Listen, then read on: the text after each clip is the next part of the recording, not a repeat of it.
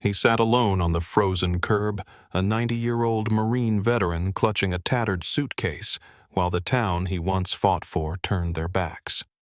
Snow drifted across the cracked sidewalks, and a shiny "For Rent" sign flapped above him like a final insult. By sunrise, hundreds of strangers had descended on the street, furious, unmovable, ready to stand between him and the man who had thrown him out. But what happened next will shock even those who thought they'd seen everything. But first, let's go back to the beginning.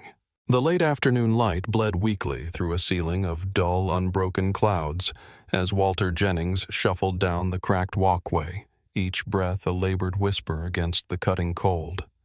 His fingers, stiff with age and the creeping numbness of winter, trembled as he set down a battered duffel bag at the edge of the snow-choked sidewalk. Buddy circled his legs anxiously, the old dog's ribs too prominent beneath his matted coat, his tail twitching low in the frost-heavy air. Walter paused, one hand braced against the crooked porch rail he had once mended himself, willing the tightness in his chest to loosen. A lifetime of service, a lifetime of honor. And it had all come to this: a patch of frozen curb and a handful of possessions too small to account for 90 years of living. His medals were tucked inside the duffel, wrapped in an old wool sock. His photo albums, black and white faces grinning through wars and weddings alike, rested in a battered shoebox tied shut with twine. Across the street, curtains twitched. Cars idled. A few neighbors watched from behind glass, faces unreadable, quickly turning away when Walter's eyes met theirs. Nobody crossed the street. Nobody offered a hand. The same hands that had clapped for him at parades now fumbled with car keys and newspaper folds, desperate for any distraction from the brittle reality settling on Maple Street. Todd Simmons had been efficient in his cruelty. Two movers, young, stone-faced, had dumped Walter's remaining furniture beside the "For Rent" sign that stabbed the front lawn like a spear. Walter's favorite rocking chair, its wood worn smooth by decades of use, now lay on its side, one leg cracked clean through. The sight of it, more than the cold, more than the humiliation, made Walter's throat tighten until he couldn't speak, couldn't even curse the man who had done this. He lowered himself carefully onto his suitcase, the old fabric sagging under his weight. Buddy rested his head on Walter's knee, brown eyes lifting to search his master's face for answers that Walter could not give. The first flakes of snow began to fall, thin and lazy, swirling around them like ghosts. Walter tugged his coat tighter, the zipper stuck halfway up from a broken tooth he hadn't bothered to fix. Above him, the American flag he had hung so proudly drooped in the wind, its colors bleached by too many unkind seasons. Walter closed his eyes against the biting wind, Buddy's shivers trembling through his bones, and thought, not for the first time, how easily a man could disappear in the very town he had once fought to protect, and nobody would even hear him go. The night deepened, swallowing Maple Street in thick, freezing silence. Street lamps buzzed to life one by one, their pale cones of light casting long, lonely shadows across the empty sidewalks. Walter Jennings sat motionless on the curb, his body hunched against the cold, Buddy pressed tightly against his side. Breath rose from them both in thin, ragged clouds, fading into the blackness overhead. Inside the houses lining the street, furnaces rumbled to life. Curtains fluttered in brief gusts as faces peeked out, then vanished again. Eyes had seen. Hearts had stirred. Yet no door opened, no blanket was offered, no neighbor crossed the road. At the corner gas station, 20-year-old Ellie James wiped down the coffee counter and caught a glimpse of the photo flashing across her phone. A friend had posted it, Walter sitting with his dog beneath the cruel blaze of the streetlight, his possessions stacked around him like tombstones. Ellie felt her chest tighten. Mr. Jennings?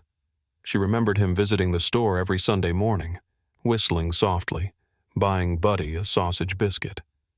Across town, on the night shift at County General, Nurse Mateo Alvarez scrolled through the same photo between patients. The sight of Walter, who had once spoken quietly of Okinawa and Iwo Jima while waiting for his blood pressure to be checked, left him frozen, phone in hand, shame blooming hot behind his eyes. In a dozen homes, a dozen hearts cracked open with the same mixture of guilt and helplessness. People remembered. The parade where Walter had stood, stubborn in full uniform, saluting a flag as his knees visibly buckled. The time he had mended the town's crumbling veterans' memorial with his own hands when no one else bothered. The way he had always smiled, even when the world seemed too tired to smile back. Now the world had turned its back on him. But something, slow and insistent as spring under frozen ground, began to stir. By the first cold fingers of dawn, the photo had traveled farther than Maple Street. It blazed across Willow Creek's Facebook groups, dominated the local news feed, found its way onto veterans' forums in neighboring towns. Comments flooded in by the thousands, some furious, some pleading, all echoing the same haunting question. How could this happen here? At the diner downtown, old Vietnam veterans stirred their coffee in silence, staring at the screen on the wall. At the firehouse, Captain Reynolds slammed his locker shut a little harder than necessary. At the church rectory, Reverend Coleman knelt a little longer at morning prayers, the image of Walter never leaving his mind. And somewhere, quietly but irresistibly, the shame turned into anger into action. Maple Street slept on, unaware that by the time the town awoke, its silence would be broken. Not by shouts of protest, but by something far more powerful. A river of people. And they were coming. The sun crawled over Willow Creek in a cold, brittle light, but Maple Street was already awake. It started with a single car pulling up along the curb. Then another, and another. By 8 a.m., pickup trucks lined both sides of the road, some with American flags whipping from their beds, others with hand-painted signs propped against their tailgates. People spilled from vehicles, men and women of all ages, some wrapped in thick coats, some still in work uniforms, some old, leaning on canes or crutches, but all moving with the same hard purpose. At the heart of it all sat Walter Jennings, still on his battered suitcase, still bundled against the cold, still holding Buddy's leash in hands that trembled more now from shock than from age. His faded blue eyes flickered with confusion as strangers knelt beside him, offering coffee, blankets, folding chairs. Someone draped a heavy Marine Corps blanket across his shoulders, the bold eagle and anchor stitched in bright gold thread.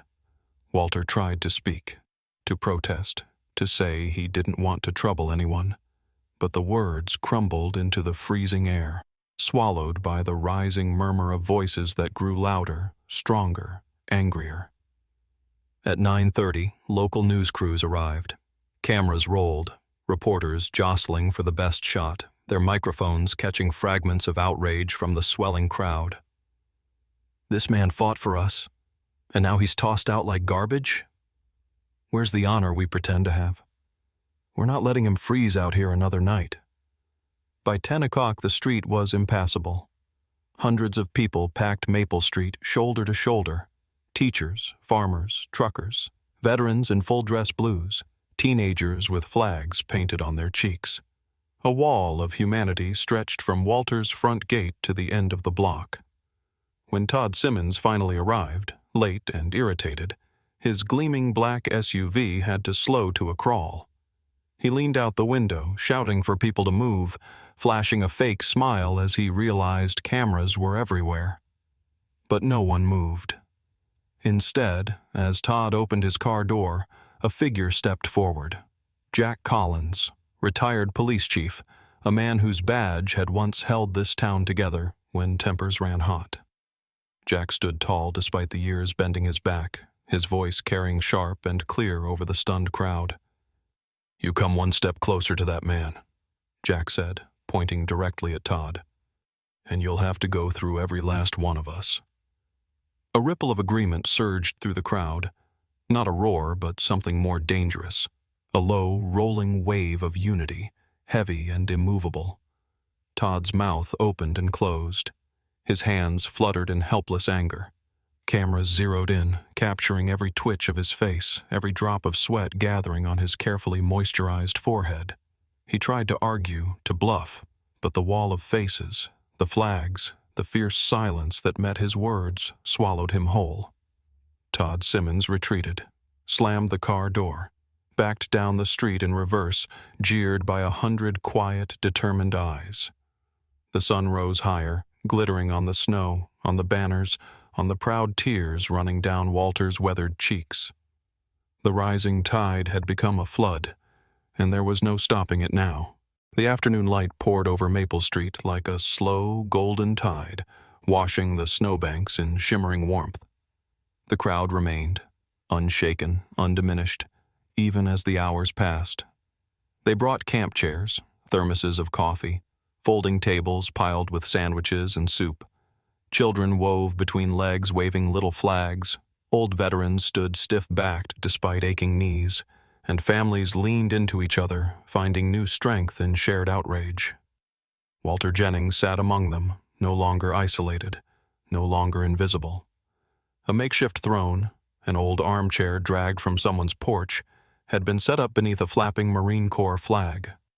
Walter wore a heavy navy peacoat someone had given him, the collar turned up against the chill.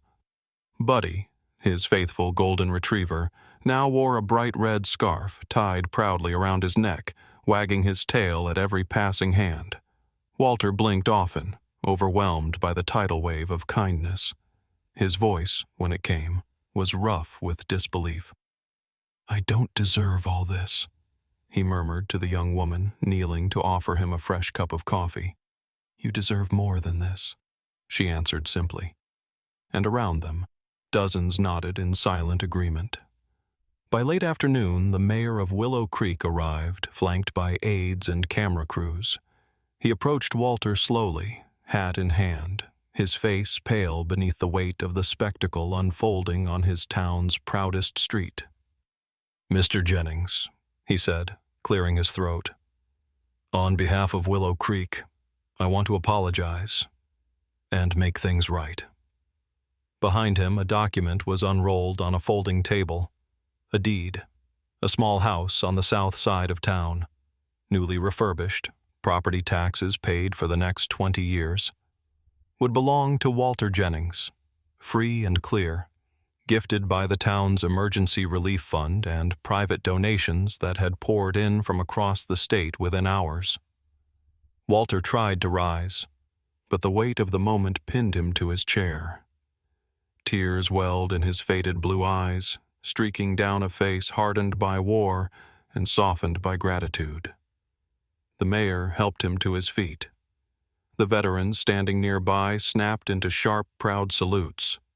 The crowd surged with cheers that echoed down every frozen street, rattling window panes and loosening the grip of winter in every heart. And as the mayor placed the keys into Walter's trembling hands, Buddy barked once, a clear, joyful sound, as if declaring the victory for all to hear. Todd Simmons, meanwhile, was nowhere to be seen. News had broken that morning. A formal investigation into his real estate practices was underway. Anonymous tips flooded the city offices, and local businesses were cutting ties. Todd's fall would not be swift. It would be slow, humiliating, and richly deserved. As the sun dipped toward the horizon, casting Maple Street in molten gold, Walter Jennings stood tall once more. Not because he fought alone, but because this time an army had risen to stand beside him. In the town he thought had forgotten him, Walter had found something stronger than memory. He had found family, and this time no one would turn him away.